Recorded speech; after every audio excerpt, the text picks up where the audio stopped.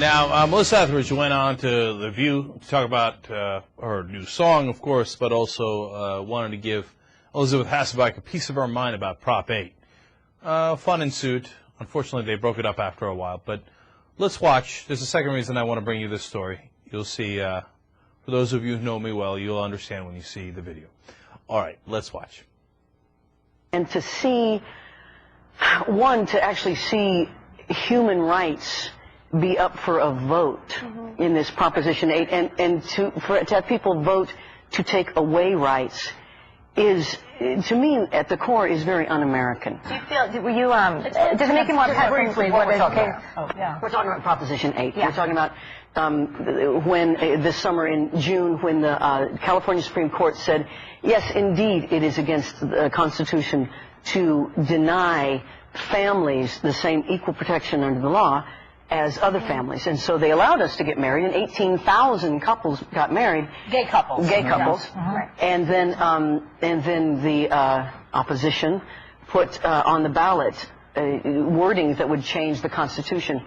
But it was very hard to see when that passed. And it passed by such a small margin, and so people who were married lost their right to be married? Yeah. So people that were... Oh, so I just was thinking, does it make you more pessimistic? Because people would think if it's not going to pass there first, where is it going to pass? Well, you know what happened is a huge outcry came up from that. People, I'm finally seeing people actually making the case for marriage equality everywhere.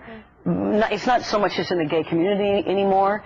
It's actually out. I mean, I sat here and I watched you guys talk about it, and Whoopi, you spoke so clearly, and I appreciate the conversation you had. I was saddened with your conversation only because I felt you misleaded people when you started to talk about a Swedish priest that was put in jail because he wouldn't marry somebody. We were simply presenting the fact that some people did vote with that in their mind, and that was an issue being brought up. Certainly, we're not in California. I didn't vote on Prop 8. I wasn't there. I'm a person who does believe that, if you want to compliment our democracy and saying, yes, we got together and voted on a president, and this is who it is, hurrah, and you can't say then, look at that system of democracy and then also call it a failure in the same breath. So I think, look, it should come from the people, and it's not a personal thing for me. But that's actually we were just presenting what some people felt. Actually, one of the things that was difficult about this was that Thomas Jefferson wrote a paper on the rights of the minority should never be voted on by the direct democracy, by the majority. That should never happen. It should be equal. I think it's got to be more. Do you think it's about the word, Melissa? Do you think it's about the word marriage? Because more than the rights? It denotes a certain religion, and believe me, I don't want anything to do with anybody's religion at all. It's about equal protection under the law. My family, my children. It's about children and people. So you're saying you're for gay marriage? Look, or same-sex marriage? For me, it's not a personal issue. For me, it's just a legal issue. I think that it should come from the people. I don't think activist judges should be deciding what's right for the rest of the country. Okay, but you're saying it should come from direct that the majority should vote on the minority? We've had mistakes in the past, though. I agree that where people, we've had. You know what? This is such a discussion. We really would, but because you came on here we wanted to talk about your CD. Oh, okay. I know. We've got to have you back because we'd love to talk about it. All right, it should be deliberative democracy. It should go.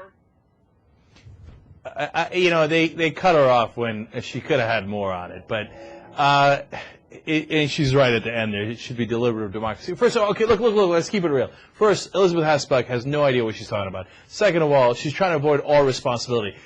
Because she can't look a gay person in the eye and say, I want to take away your rights. So she says, well, I wasn't in California. Well, you argued for Prop 8. Well, I didn't vote for Prop 8.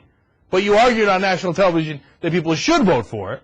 Well, they says, well, no, it's not that I'm in favor of that. I'm just in favor of democracy. And since it won, it's good. Well, so you think that when all Democrats win, it's good? No, you argue against Democrats all the time. We're allowed in a democracy to disagree with how the majority voted. So it's a cop-out. She won't say what her real opinion is, which is you, Melissa Etheridge, should not be allowed to get married because you're gay. She won't say it because she's afraid. She's afraid to offend her because she's in the room.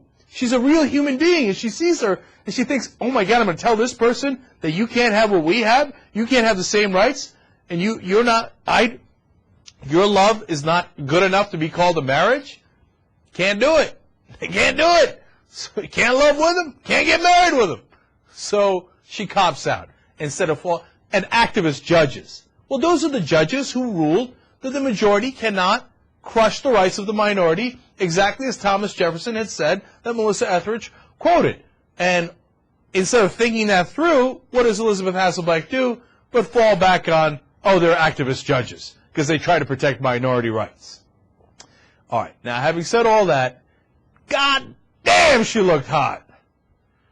And I have a new power ranking for Elizabeth Hasselbeck. The new #1 girl I hate and most would like to do. It's not that she's the girl that I would most like to do, it's just that she's the girl that I hate and would most like to do. Within that subcategory of girls.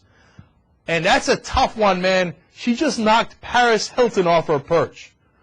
That's a tough thing to pull off, man. But God, her legs look fantastic there. And her face shines. Gosh, she's so beautiful and so loathsome. At the same time, it's such a powerful combination.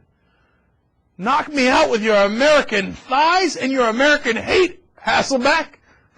I'm down. I'm ready.